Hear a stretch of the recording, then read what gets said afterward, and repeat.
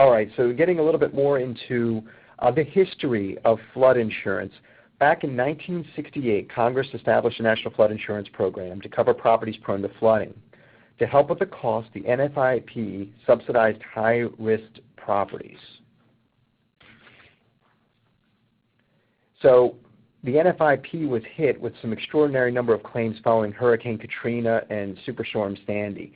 So it was a 1-2 punch. If the one storm had struck, the NFIP would have probably been in pretty good shape, but it was that 1-2 that really put things into disarray.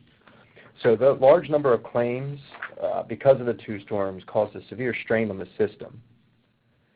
So following the disaster, the NFIP fell about $24 billion in debt. This prompted Congress to pass reforms to the program in 2012. Among those reforms was the removal of subsidies from high-risk properties to help deal with large deficits. Congress said going forward, premiums had to be based on the actual risk a property presented to the insurer. For some properties, this meant large premium increases, and Congress certainly did, and because of the public outcry, the law was again amended in 2013. The subsidies are still going to go away, though, so a lot of folks may be enjoying those subsidies right now, but eventually the plan is to take consumers to where the actual risk of the property is being insured. Many properties still face annual increases of 15 or even 18% for several years until that occurs. Now, at the same time that this was all going on, FEMA was remapping flood zones across the country. FEMA used a 100-year flood projection to update its maps. This has resulted over the past several years in many properties, in some cases huge chunks of communities, being placed into flood zones that were not in designated areas before. In some cases, these properties have very little or no history of flooding. But if you own a home that is now located in the flood zone and you have a mortgage backed by the federal government, which many of the mortgages are, you must have flood insurance. Now you can appeal that. The way that you can appeal is whether your property should be in the flood zone is by showing that your home likely would not be impacted by the 100-year flood projection FEMA used to update their maps. This does require some work on your part, and what you need to do is show the lowest adjacent grade or the lowest ground touching the structure is above what is called the base flood elevation. The base flood elevation is computed elevation to which flood water is anticipated to rise during the flood that FEMA used to determine the property should be in that special flood hazard area. It is the property owner's responsibility to provide this information to FEMA. Now, there are no guarantees, of course, but for the appeal. So there's no guarantees if you do appeal that you will win the appeal. But other than hiring a geologist or surveyor, there is no charge to the property owner. Now, my understanding from the Department of Community and Economic Development is the property owner is the one who must submit the appeal. However, a municipality can assist the property owner in preparing the appeal if the municipality wants to do so. This remapping was an unwelcome surprise for many homeowners, as you can imagine. The homeowners typically learned about this new insurance requirement by getting a letter from their mortgage lender telling them that they're now located in a special flood hazard area and must purchase flood coverage. So lots of surprises, excuse me, with this remapping. Now the surprises got even nastier when the homeowners explored buying flood coverage, and many of the homeowners found the NFIP policies were going to cost them a few thousand or several $1,000s a year. So once again, the affordability factor comes in. A lot of folks that have never paid for this type of insurance are now paying a lot of money.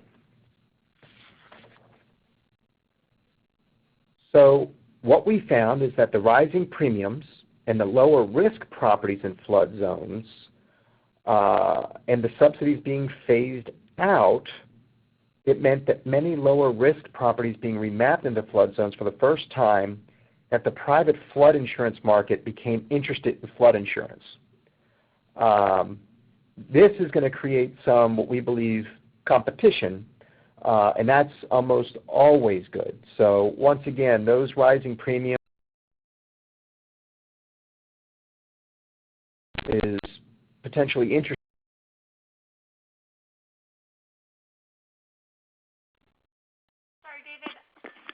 Sorry, David, you got broken up.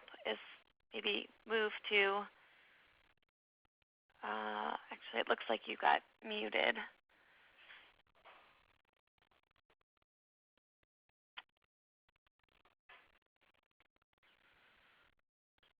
Sorry, everybody. It looks like we just lost David for a second, so we're going to see. Just going to check in with him.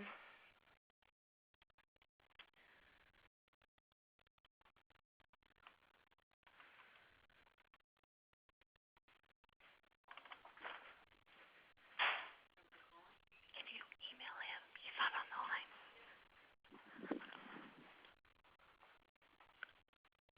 Sorry, if we can just have your patience for a few minutes. I appreciate it.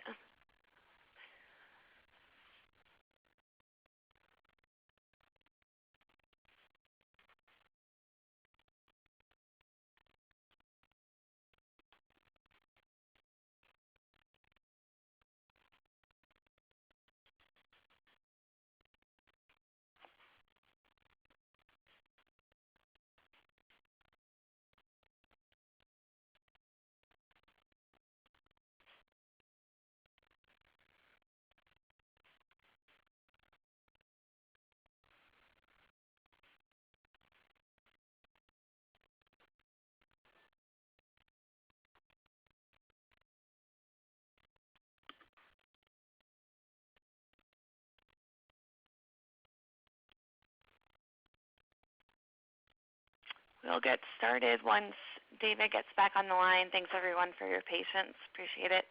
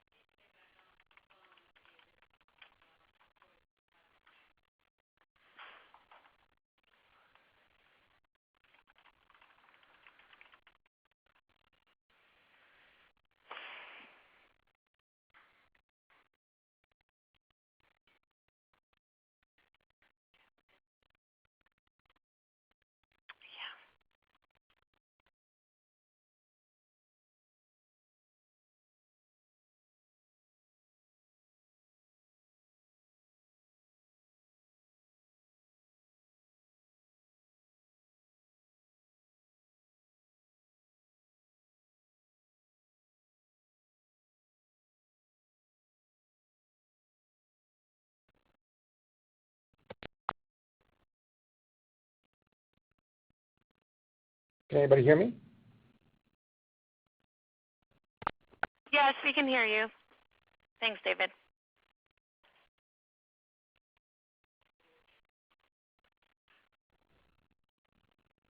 Hello?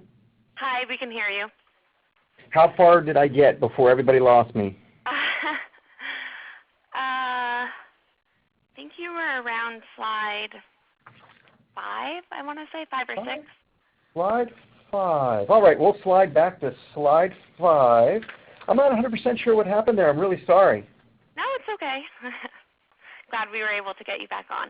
Oh, absolutely. I saw when I realized that I was off, your phone number came up on my screen. I'm like, well, how did that happen?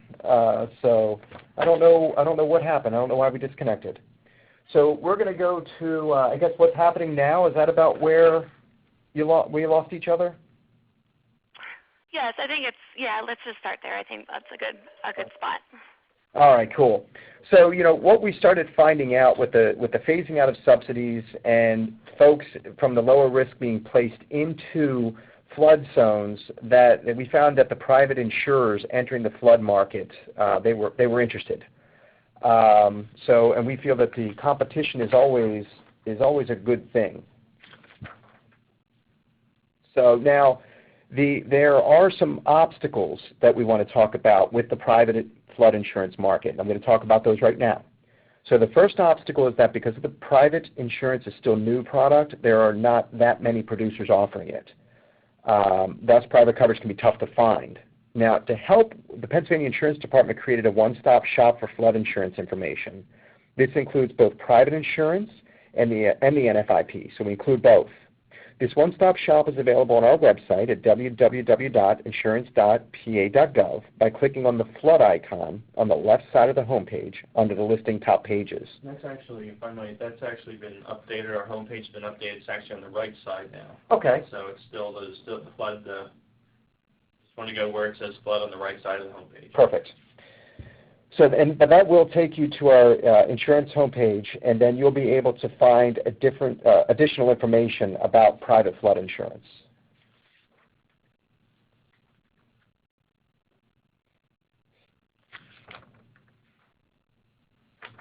All right. So who is selling private flood insurance? Well, one way is through companies licensed in our state. A list of these companies with contact information is available. However, for now at least, coverage for these Pennsylvania licensed companies is for a very limited market. The bulk of the private flood insurance now sold in Pennsylvania is through what is known as surplus lines insurance. Surplus lines companies are those licensed in other states or other countries. The agents or producers who sell this insurance must still be licensed in Pennsylvania. The states where these companies are licensed monitor their financial health. And for companies located outside the United States, the option to join the Registry of Foreign Insurance Companies is available.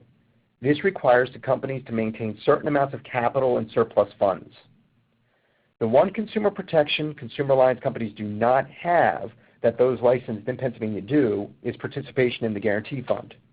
This fund is paid into Pennsylvania companies, is paid by Pennsylvania companies, and if any of them should go insolvent, claims will be paid from this fund. However, surplus lines companies are reputable. The largest surplus lines writer of flood insurance in Pennsylvania now is Lloyd's of London. And we currently have no complaints about surplus lines companies. There is contact information for surplus lines flood insurance on our webpage too.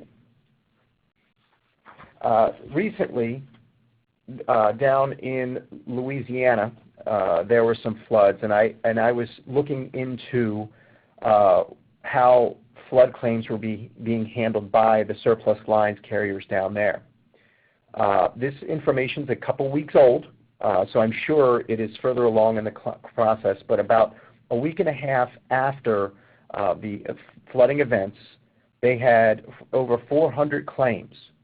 And at that time, they had already spoken to and written estimates on the 400 properties. So they were moving along in the claims process very well. And it's something I'm going to continue to watch to see and to verify that the consumer is being taken care of as best possible. Now, let me pop over to the next slide there, Ron. So now there are some cautions that we want to let you know about, and this is where I'm going to talk to you about the second obstacle.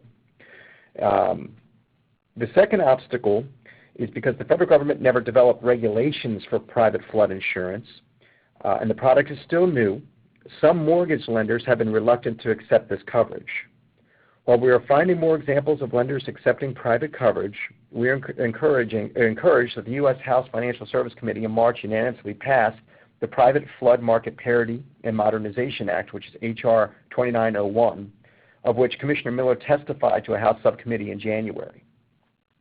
This bill would direct lenders to accept private coverage written by a company if it complies with state laws and regulations and includes the required limits of coverage.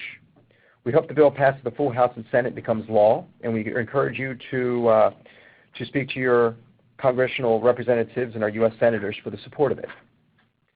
Now, finally, there are a few notes of caution I want to bring to your attention. If a homeowner now has an NFIP policy with a subsidy and switches to a private policy, should that homeowner return to the NFIP later, he or she probably would not get the subsidized rate, as these subsidies are being phased out and new policies will not have them. So that's something that we want to make sure consumers are aware about. Also, under the current federal regulations, only properties with the NFIP coverage are eligible for community grants for things such as raising homes on stilts to mitigate future flooding. And private insurers are not going to cover the high-risk properties. So if a homeowner experiences frequent flooding, the NFIP may remain their only option. However, for many homeowners, especially those with lower risks who are being remapped into flood zones, private coverage can save a good deal of money. The one thing that I want to make sure that you all understand is from the department standpoint, our goal has been to provide consumers educational information, giving them the opportunity to look at everything available and make their decisions from there. We do not make recommendations from one coverage to the next. It's up to the individual need that is there. But we wanted to make sure that consumers know the private market is in Pennsylvania. There are many Pennsylvanians that are purchasing private insurance. So what I want to talk about next is some renter's insurance. So why buy renter's insurance? Before we get into that, there are some important facts that a lot of folks just don't understand. And I've had the privilege of speaking to many folks about renter's insurance, and some really do believe that the landlord's homeowner's insurance covers their belongings, and it doesn't. But some believe it. You know, if you have a roommate, their policy does not necessarily cover them. And you can begin a policy anytime. I think some folks are confused and think that you have to buy a policy when you begin the lease. That's not the case at all. So, what folks don't always understand is, what does renter's insurance cover? Well, it covers your belongings. It covers you and your friends if they're hurt in the apartment. It gives you a place to stay while your apartment is repaired because of a covered incident. If your laptop is stolen from a coffee shop or your car, you can file a claim on your policy. I've seen it many times where folks try to make the claim on their auto policy, and auto policies don't cover those type of items because they're not attached to the vehicle. And depending on your policy, you can make a claim on renter's insurance if you lose your bag while traveling. We heard a story a little while back speaking to a landlord out in Lehigh, and he told us that unfortunately one of his buildings had caught on fire, and the building had significant damage. And one of his tenants, this landlord has all of his tenants get rental insurance, which I think is a great idea. Unfortunately, though, one of his tenants decided to let the policy lapse. And, the landlord rebuilt, and it was basically a brand new apartment. But when the tenant came back, they could no longer afford the rent because they had to spend their money replacing all the stuff that they lost because they didn't have the insurance. So here you had a tenant with pretty much a brand new apartment, and they had to find a new place to live. So, renter's insurance is something that we try to make sure that folks understand is available and that they know that it is actually relatively inexpensive. Most policies range from about $20 to $30 per month, and many insurance companies will allow you to bundle, so you can put your auto insurance and your renter's insurance together. So, what I hope to walk away from, in our discussion today is that the Pennsylvania Insurance Department is here to help. We hope that we can be one of those government leaders that are trying to plan ahead and provide information to educate consumers to different things available to them that they may not know about. Please feel free to visit our homepage. Once again, it's www.insurance.pa.gov. And under consumers, if you have any complaints or any concerns, you can file a complaint by going under consumers. You can follow us and like us on Facebook and Twitter. We do have, we post things weekly, sometimes daily, in regards to information about insurance. And I want to thank you all for the opportunity that you gave us today to be on this call. And if you do have any questions, we're looking at the screen. Do we have any questions yet, Ron? Yes, so I am going to unmute the lines, and then we can take some questions. So just one moment, please. Sure. The conference has been unmuted. So we are now taking questions. If anybody has some for David.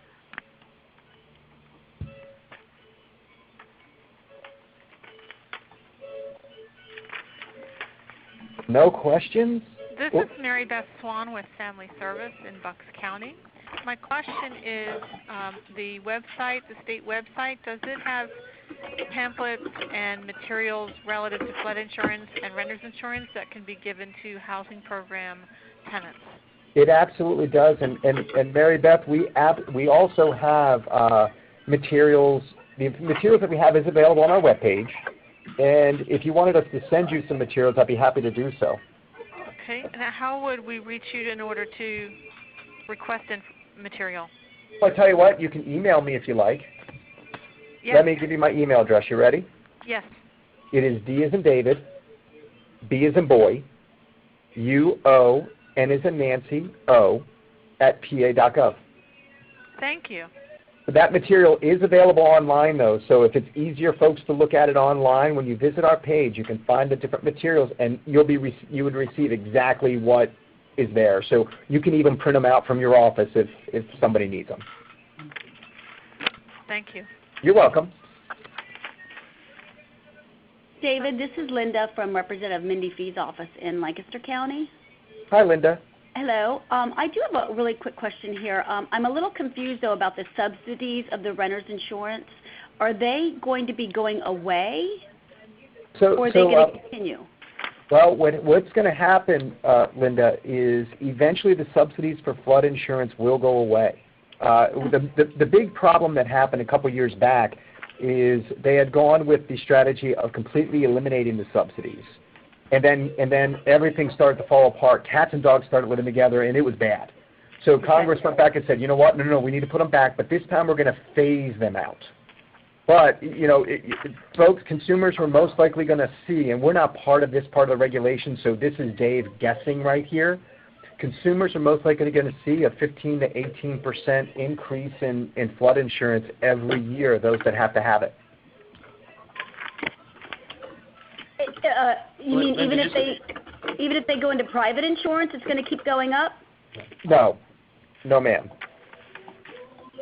It's just under the federal policy. Yeah. Now, just make clear, Linda, that's flood insurance, not renter's insurance. Right. No, I understand. That's what I was asking. And now, Linda, I do want to be sure to be clear about one thing. The subsidies will go away. That does not, the private flood market is not involved with subsidies. Now, could rates go up for other reasons? Sure, but you would not see the subsidies increases. Does that make sense? Yes, it does. Do you have a timeline on when those subsidies are going to be phased out? I do not. I wish I did, because I'd be happy to give it to you if I did. Okay, well, because our district office is in Manheim, Pennsylvania, and they really, during Tropical Storm Lee, they were just there was a lot of flooding here in Manheim. So this is a big topic of concern for our constituents. You know, what I would absolutely do is take a look at our page, and you know, and even though we had mentioned before that if somebody wants to appeal, if they feel I'm not in the flood zone, darn it, they can appeal. And if you want to look at it and go, you know what, as a group, we're going to work together to make sure that our constituents are okay, you can do those things. But we do have the information online, and like I said, our plan here is to let consumers know that the private market is there and it may be of assistance to them. Okay, great. Thank you. Thank you, Linda. Hi, this is Melissa Raffensperger with PHSA. I just wondered if you could repeat what the resolution number was again. I'm sorry, Melissa, could you say that one more time? What was the resolution number you were referencing? It's HR, I believe, 2901. Let me go back and make sure I have that right, because I have a lot of different numbers in my head. Excuse me, 1 second.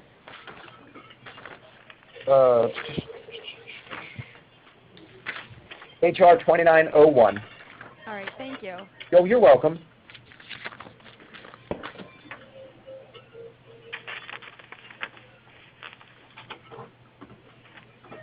Do we have any further questions?